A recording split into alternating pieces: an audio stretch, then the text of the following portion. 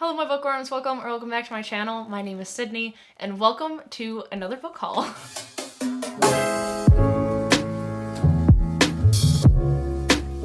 Not only is this another book haul, but it is my first sponsored video. Woo! The company Second Sale reached out to me not too long ago to see if I would want to partner with them to promote their business while also getting some new books. And I was like, why not? Sounds fantastic. A little bit about this company. Second Sale is a family-run small business in Illinois. They have a local bookstore with an online presence. They track over 10 million titles every single day to ensure that you get the best price for your book. There are many options on their website to make sure that you can find pretty much any book that you could want.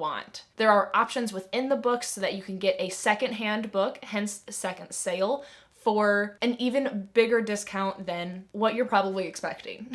They are huge in community and development and work tirelessly 7 days a week to bring the best possible service and product to us. Not only are they community driven, but they are also environmentally driven. They are eco-conscious in reselling books, but also recycle 1 million pounds of cardboard and paper every single year. So I'm very excited to be partnering with them for this video. If you do check out Second Sale, then use my code Sydney10, which will get you 10% off your order as well as free shipping as long as it's over to a $10 purchase. This code is only good for a certain amount of time, so I will leave down in the description if this code is no longer active. So if you're watching this video like way in the future after the post date, I would check that out to see if the code has changed or if it is no longer active.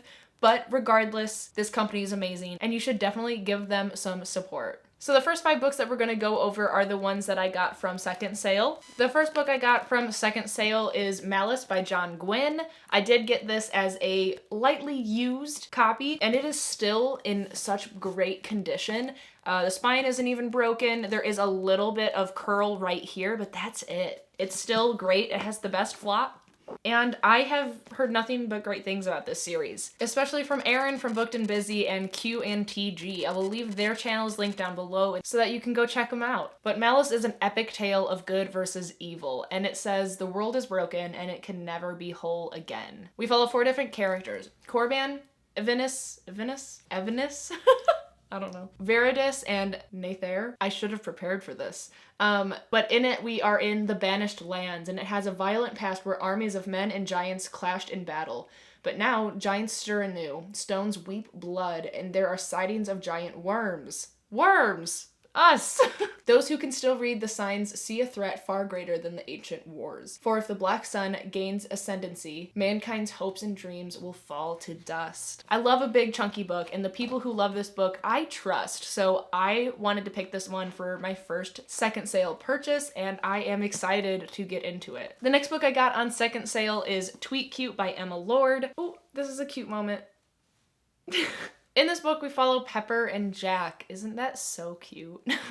Each of their families respectively own a very popular restaurant or deli in the city that they're living, and they're both running the online Twitter accounts for said companies. However, they don't know that each of them are behind the Twitter accounts. And their shenanigans start to increase with memes and rivalry, and the battle starts to get even more personal. So I think that this sounds really, really cute, really, really fun, and I wanted to pick it for one of my books because I heard some good things about it, and I just think that it sounds really cute. The next book I got from Second Sale was Sonnets to Orpheus by Rainer Maria Rilke.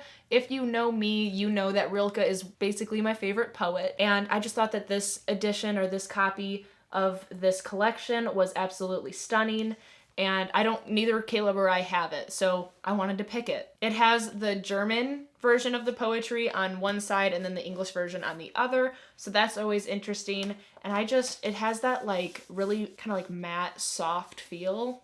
It's really nice.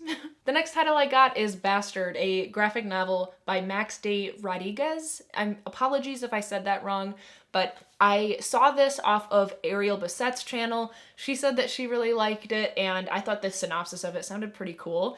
It is, like I said, a graphic novel, and it follows a mother and son who start robbing banks, I think. Ooh, yeah, it says they took part in a historic heist, 52 simultaneous robberies in the same city. It is bloody yet tender, and this original graphic novel is a hard-boiled page turner, full of plot twists and high tension, while never betraying its warm-hearted core. I'm always looking for a good graphic novel, and I think that this should be one of them. It sounds really cool, very sweet, very exciting.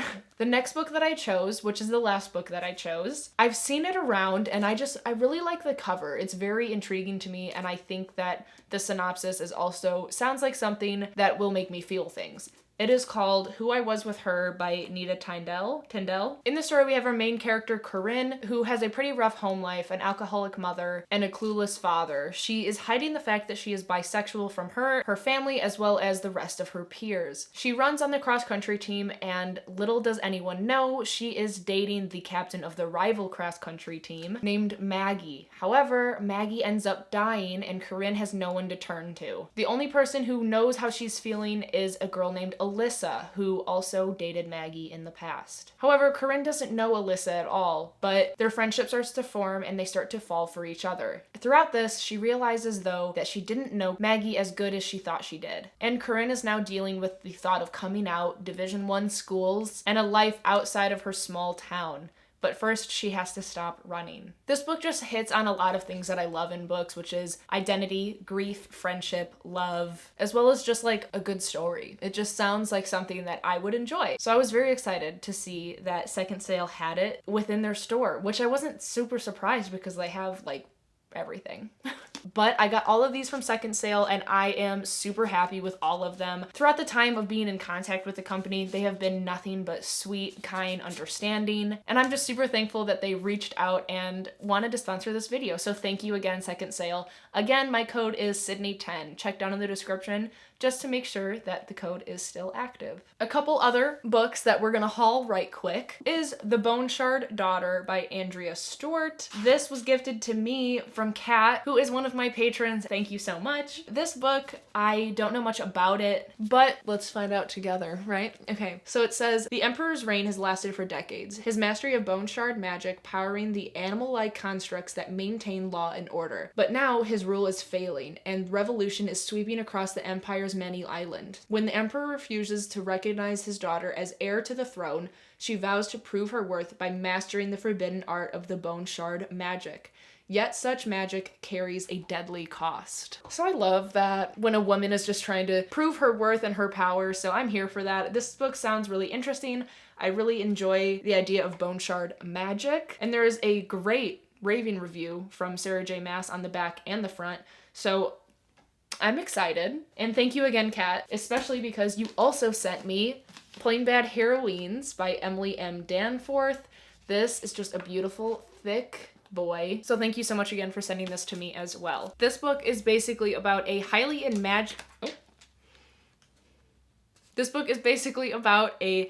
imaginative and original horror comedy centered around a cursed New England boarding school for girls, a wickedly whimsical celebration of the art of storytelling, sapphic love, and the rebellious female spirit. Oh, that sounds awesome. I really do be putting books on my wish list and not really knowing much about them, but then getting really excited when, oh my god, there's a hair in my face, but getting really excited when they show up on my doorstep. So I didn't know that this was sapphic. I'm here for it. I love this. This sounds really cool. And I love this cover, and I love how thick it is, but this cover is really, really pretty.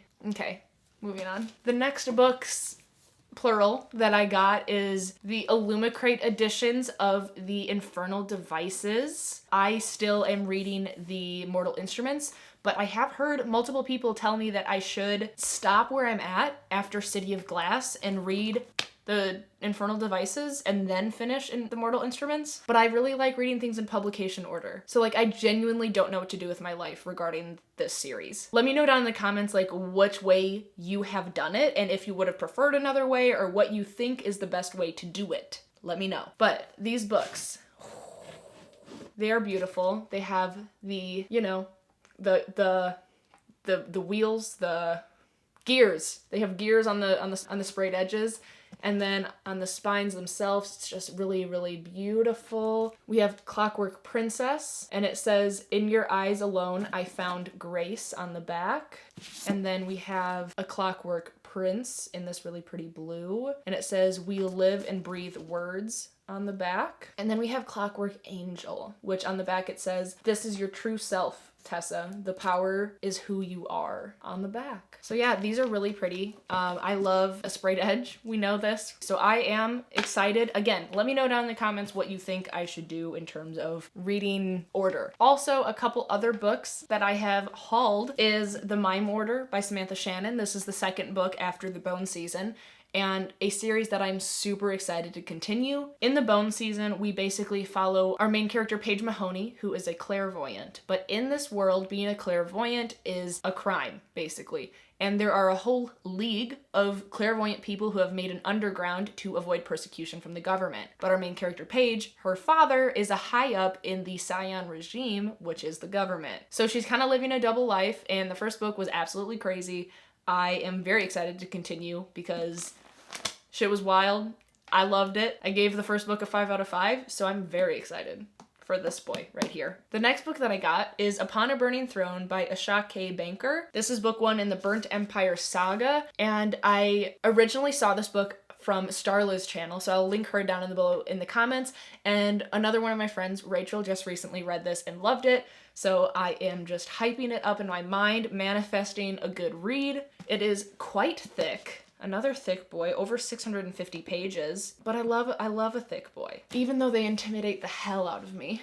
The little blurb on the top says, "A sweeping and compelling epic in which gods, demigods, strange powers, seers, and just plain humans all struggle for power to make sense of their lives and fate in a world where one is never sure anything is either certain or what it appears to be." I love the idea of just like demons and demigods like walking amongst us mortals. So I'm super excited about this. I have heard really, really great reviews. I've heard a lot of people say that BookTube is sleeping on this series, so time to wake up, basically. I will also mention a couple of my recent Book of the Month picks. I got Imposter Syndrome by Kathy Wang, mostly because Imposter Syndrome, I feel it all the time, 24/7. But also, this synopsis sounds super intriguing. I really, really just want to read it. And the bookmark that came with it this month is "I'm a freak between the sheets." Okay, Book of the Month.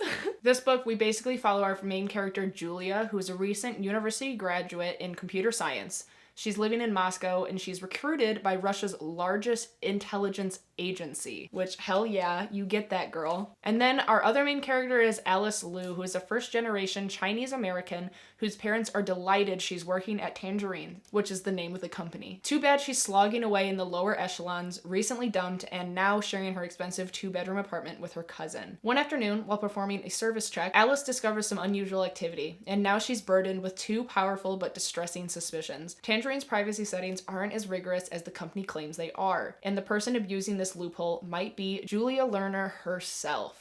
The closer Alice gets to Julia, the more Julia questions her own loyalties. Russia may have placed her in the valley, but she built her career herself. Isn't she entitled to protect the lifestyle she's earned? Part page-turning cat and mouse chase, part sharp satire, Imposter Syndrome is a shrewdly observed examination of women in tech, Silicon Valley hubris, and the rarely fulfilled but ever attractive promise of the American dream. I just think that sounds really interesting. I really like the idea of following 2 women in a technical industry, as well as just like the possibility that one of them is like, you know, bad.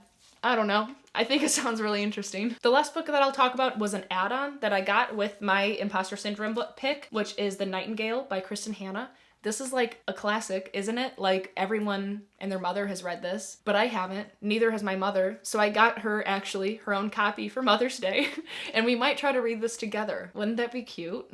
I have no idea what it's about. I just know that it's something that people from all walks of life really like this book. Like a random person at work once told me like, "Oh, have you read The Nightingale?" And I was like, I didn't even know that you could read, let alone one that I know. I don't know, but yeah, apparently a lot of people like it, and I do know that it's like historical fiction. The blurb says, "In love we find out who we want to be. In war we find out who we are." The Nightingale tells the stories of 2 sisters separated by years and experience, by ideals, passion, and circumstance, each embarking on her own dangerous path towards survival, love, and freedom in German-occupied, war-torn France. A heartbreakingly beautiful novel that celebrates the resilience of the human spirit and the durability of women. It is a novel for everyone, a novel of a lifetime. Look at his angel. Look at his angel. Wow. Ow. Hi. Oh my god, I forgot some. I forgot some books. Hi, I'm back. I'm gonna...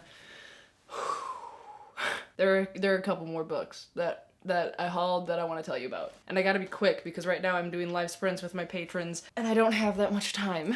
But a couple other books that a few of them recently came out, most of them recently came out, and this one is Between Perfect and Real by Ray Stuve. This is one that was really excited about. This was on my most anticipated releases of 2022, 21.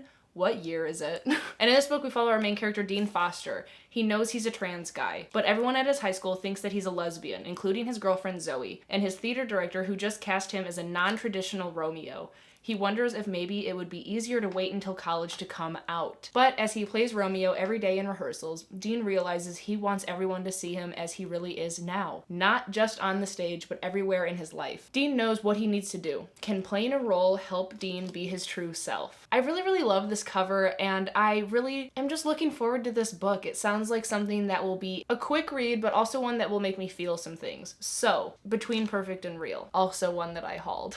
The next one is House of Hollow by Kristen Sutherland. If you watched my latest rainy day read with me, this book actually got delivered in the middle of that video. Well, I put it at the end of the video, but the mailman actually came in while I was filming and he was like, oh god, I'm so sorry. And I was like, no, don't be. So I unboxed this in that short little video. But it's House of Hollow, and it is the buddy read pick for my Patreon family this coming month. It's short. I'm looking forward to it. Some people say that it's super weird, super creepy. Basically, this one follows these three sisters where something really strange happened to them when they were younger. They went missing for a while and then all of a sudden came back. But as they're older, one of the sisters goes missing. So the younger one has to kind of come to terms with what happened in the past and kind of figure out what exactly happened to them since they don't really remember. And as they brush against the supernatural, Iris realizes that the world that returned them 10 years ago might be calling them back, but just how much horror lies beneath the surface. But yeah, I'm very excited about this. The cover is absolutely beautiful, and I've heard some really, really good reviews on it, so looking forward to it. The next one that came out literally yesterday was One Last Stop by Casey McQuiston. This is the same author that wrote Red, White, and Royal Blue. I haven't read that one, so let me know down in the comments if you think that I would like Red, White, and Royal Blue. Because if you think that I'd like it, I would give it a shot. But I genuinely, I don't know. But One Last Stop is the one that I just got. But this is a sapphic novel, and it is following a cynical 23-year-old August who is moving to New York City, and she believes that cinematic love stories don't exist. And then she meets this gorgeous girl on the train, Jane, a dazzling, charming, mysterious, impossible Jane. Jane with her rough edges and swoopy hair and soft smile, showing up in a leather jacket to save August's morning when she needs it most. And the author herself told everyone on Twitter that this is definitely an adult book, not YA, so that makes me excited. I'm excited about this book, and I have heard literally nothing but raving reviews about it. So, okay, two more. We got time for two more. The next one is The Chosen and the Beautiful by Ning Vo. This cover, absolutely beautiful. I love it. It says, immigrant, socialite, magician. Jordan Baker grows up in the most rarefied circles of the 1920s American society. She has money, education, a killer golf handicap, and invitations to some of the most exclusive parties of the jazz age. She is also queer and Asian, a Vietnamese adoptee treated as an exotic attraction by her peers, while the most important doors remain closed to her. But the world is full of wonders, infernal pacts and dazzling illusions, lost ghosts and elemental mysteries. And all paper is fire, and Jordan can burn the cut paper heart out of a man. She just has to learn how. I think that sounds really, really intriguing. And R.F. Kuang did a blurb on the back that says, Gatsby, the way it should have been written. Dark, dazzling, and fantastical. A perfect response to Fitzgerald in tone, voice, and theme. I'm here for it. This sounds great. This is another one that I have currently. It's in my hands, obviously. Hold it. All right, the last book that I got is The Shadow of the Wind by Carlos Ruiz Zafón. I originally got this book to participate in the Late Night Out book club by Elliot, Noel, and Joel. But obviously I didn't read it. I'm sorry, but I still have it and I still think it sounds pretty interesting. This one is set in Barcelona in 1945. A city slowly heals from its war wounds, and Daniel, I can't say the word, a guy that deals with antiques, his son, who mourns the loss of his mother, finds solace in the mysterious book entitled The Shadow of the Wind by one Julian Carex. But when he sets out to find the author's other works, he makes a shocking discovery. Someone has been systematically destroying every copy of every book Carex has written.